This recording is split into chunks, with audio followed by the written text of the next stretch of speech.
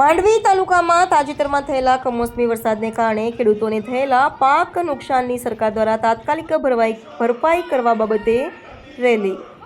સુરત જિલ્લા પ્રમુખ શ્રી આનંદભાઈ ચૌધરીની અધ્યક્ષતામાં રેલી કાઢવામાં આવી હતી. વોટ ચોરી સહી ઝુંબેશના બેનર હેઠળ રેલી નીકળી હતી.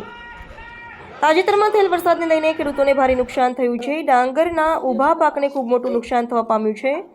ખેડૂતો ખાતર, મોંઘું બિયારણ અને મોંઘી દવાઓનો ભાર સહન કરીને મહેનતે ઉગાડવામાં આવેલ માલને કમોસમી વરસાદને કારણે મોઢેથી કોળીઓ છીનવી લીધો છે, જેની જગતનો તાત ગણાતો ખેડૂત લાચાર બન્યો છે.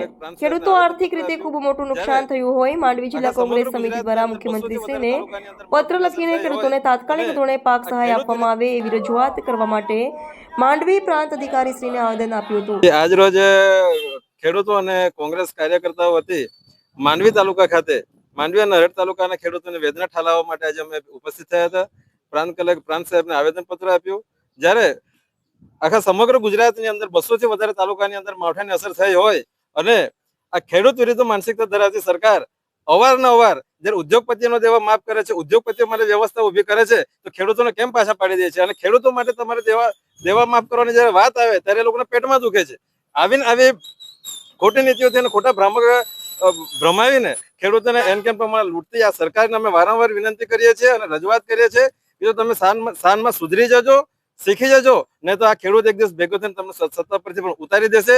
કારણ કે 2000 ચોમાસા પહેલા જયારે માવઠું થયેલું એપ્રિલ મહિનામાં ત્યારે પણ તમે 1415 કરોડની જાહેરાત કરી હતી. એનું સર્વે થયું છે પણ એનું હાલ અત્યાર સુધી પણ ખેડૂતોને એનું વળતર ચૂકવાયું નથી. એટલે આમાં પણ અત્યારે સર્વે તો ચાલુ છે પણ અમે એવું ઈચ્છા દર્શાવીએ છીએ અને વિનંતી કરીએ છીએ કે આ વખતે પણ ખેડૂતોને વળતર ચૂકવજો અને વળતર ચૂકવવાથી જ ખેડૂતોનું સીધું થઈ જાય એવું અમે નથી માનતા. આ ત્રણ પાક જે ખેડૂતોને નુકસાન થયેલ છે એની સામે તમારે ખેડૂતોના દેવા અને કેસીસી જેવા ધિરાણ જેવા માફ કરવાની યોજનાઓ લાવવી જોઈએ અને તો જ ખેડૂત બેઠો થશે. બાકી તમે ઉદ્યોગપતિનો દેવો માફ કરશો તો આપણો દેશ કોઈ આગળ વધે એવું અમે નથી માનતા. તેમજ હાલમાં 1 ડિસેમ્બર થી 28 ફેબ્રુઆરી સુધી 3 મહિના જે કેનાલનું રોટેશન જાહેર કરવામાં આવેલું છે એ તદ્દન ખેડૂત વિરોધી છે. કોઈ ખેડૂતોને પૂછવામાં નથી આવ્યું, કોઈ ખેડૂતોને આગોતરી જાણ નથી કરવામાં આવી. જો આગોતરી જાણ હોત ખેડૂતને તો એ ખેડૂતો એ પ્રમાણે પાક કર્યો હોત. અને અત્યારે તો માવઠું અને ઉપરથી કેનાલમાં પાણી જવડાવવાની વાત છે એ માત્ર એજન્સી અને કોન્ટ્રાક્ટર અને અધિકારીઓના કમિશનની વાત છે.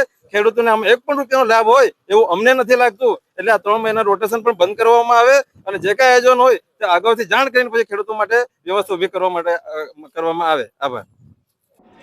આવેદન આપવા માટે અસરગ્રસ્ત ખેડૂતો સાથે માંડવી કોંગ્રેસ સમિતિના તમામ કાર્યકર્તાઓ ઉપસ્થિત રહ્યા હતા.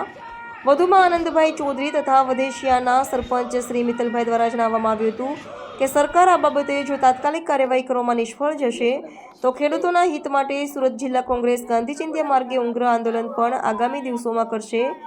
જોવાનું રહ્યું કે સરકાર દ્વારા ખેડૂતોના હિતોને ધ્યાનમાં રાખીને જગતના તાતને યોગ્ય સહાય આપશે કે કેમ, ખેડૂતોને આર્થિક રીતે સહાય કરીને મદદરૂપ બનશે કે કેમ. સરકાર દ્વારા સહાયના નામે અગાઉ વાયદાઓ નિષ્ફળ રહ્યા છે, છતાં જગતનો તાત આશ લઈને બેઠો છે. શું ભાજપ સરકાર સબકા સાથ સબકા વિકાસના સૂત્રને ખારી ઉતરશે કે કેમ, એ તો સમય જ બતાવશે. કમોસમી વરસાદને કારણે સુરત જિલ્લો અને આજુબાજુના જિલ્લાઓમાં જે વ્યાપક પ્રમાણમાં નુકસાન થયું છે ને એમાં માંડવી હરેડ તાલુકામાં પણ ખૂબ મોટું નુકસાન થયું છે અને ઊભા પાકોને નુકસાન થયું છે. કાપેલા ભાતો વહી ગયા છે ને એમાં ખેડૂત પણ વહી ગયો છે એવું કહીએ તો ખોટું નથી. એ દેવાદાર થઈ ગયો છે. અને જે નરેન્દ્ર મોદી જ્યારે સરકાર બનાવી ત્યારે કહેતા હતા કે ખેડૂતોની આવક બમણી થશે, પરંતુ આવક બમણી નથી થઈ પણ ખર્ચા બમણા થઈ ગયા છે. ખાતર મોંઘું, બિયારણ મોંઘું અને મેન્ટેનન્સ પણ મોંઘું અને જે ઉપજ આવે છે એનું વળતર પણ મળતું નથી. એટલા માટે સરકારશ્રીને વિનંતી કરવા આવ્યા છે અને સારી રીતે સર્વે થાય. કેટલાક ખેડૂતોને મળતિયાઓ સાથે મળીને અમુક ખેડૂતોને જ લાભ આપવાનો પ્રયત્ન કરે છે અને જે બોલતા નથી એવા ખેડૂતો રહી જાય છે. એટલે કોઈ પણ ભેદભાવ વગર સર્વે થાય અને બધા જ ખેડૂતોને વળતર મળે એવી માંગણી છે. એપ્રિલ મે માં જ્યારે માવઠું પડ્યું ત્યારે જે સરકારે જાહેરાત કરેલી એનું પણ હજુ સુધી વળતર મળ્યું નથી. તો આ વળતર પણ આ મોસમમાં પણ જે વળતર મળવાની જે વાત છે એ એપ્રિલ મે જેવી નહીં થાય એવી પણ શંકા વ્યક્ત કરીએ છીએ અને એ નહીં થાય તો જલદ આંદોલન ખેડૂતોના સમર્થનમાં કરીશું.